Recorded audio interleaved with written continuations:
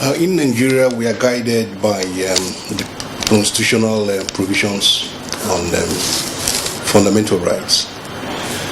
We have in Chapter 4 of the 1999 Constitution, as amended, specifically Section 33, guarantees the right to life.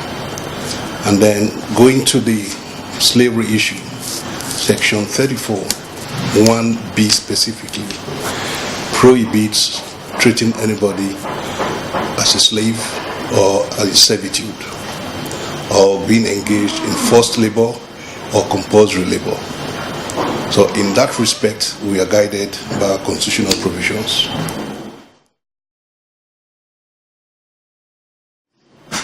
The issue of human rights and slavery, if you ask me, I think they are interrelated. The Libyan situation, I think, is very pathetic.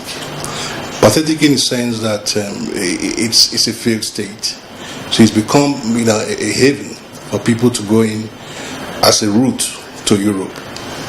And then what we've been experiencing from our own end as Nigerians, given the economic decadence we've experienced, starting from the 80s, where prior to 1980, in the 80s, Nigerians used to have a very huge magnet for attracting foreigners into Nigeria, but the economy went into decline.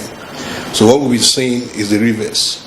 People now trying to go to Europe, and the easiest route now was going through the desert, and then through Agadez is the normal route, and then through a lot of things they pass through to Libya. And then what we are also experiencing is getting to Libya, they get trapped. They face a lot of situations which they wouldn't have faced in Nigeria. And we've been hearing a lot of stories, and specifically from part of Nigeria, Edo State, which, if you ask me, is reminiscent of what we used to have in the southeast, where each family would have to produce a priest. So it's so unfortunate that Edo State, I have come from the other side of Edo State, from Delta. Rather unfortunate that Edo State has been the prime target. There are several reasons for that. Some could be cultural, where parents see their children and their wards as breadwinners. And then the unfortunate situation is people not being able to take appropriate measure of understanding what it takes to go to Europe or to live in Europe. You see people travel abroad, coming back, sending monies to their parents, especially talking about the donor, building houses, without even understanding how these things came about. So that became like a dragnet for people. Look, I must send my word abroad. For the girls, Italy is the prime target, and the boys, they go everywhere. It's rather unfortunate, but that is what we have.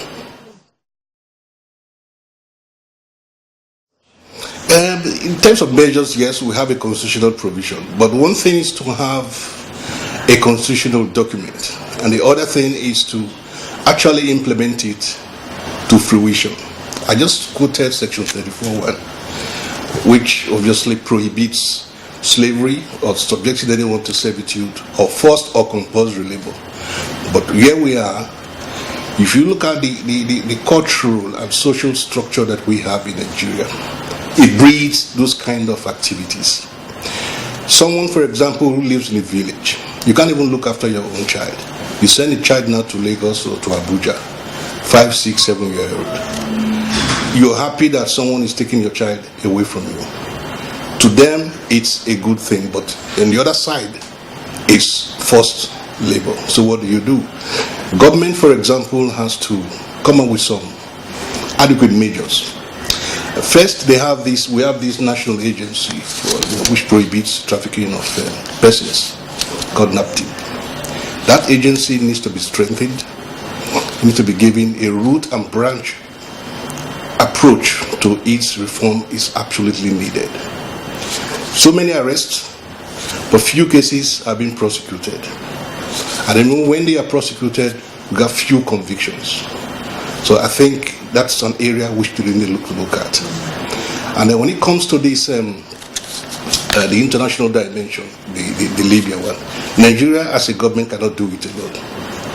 I'm sure they would need to ensure that those receiving countries, like Libya and third countries now, will still need to cooperate with Nigeria to ensure that they nip in the bud the demand for humans, those people traveling to those places. Then we got to come back to the economics. The root cause has to do with the fact that the economy is bad and the people are having difficulties even getting by. So I think there's an area I think the government will need to address. We are seeing it in Edo State, empowering the returnees, and we just hope it lasts. That is the only issue. But I think that's the right step, and if that could be, stretched across the board, I think that would go a long way to ensure that some of these things are adequately taken care of. Education of families back home as well is going to be necessary. So for parents now, of course, most of them are driven by poverty. So those things, where someone comes along and says, look, I want your child to come and live with me in the city, they jump at it. Only to see them, they're not going to school, they're hawking and all those things. So educating those parents as well, I think is going to be quite vital. And but attached to the government's strengthening of NAPTIP. NAPTIP needs to be strengthened and ensure that we could probably get some support, internationally, to ensure that NAPTIP is giving teeth beyond what we've been experiencing.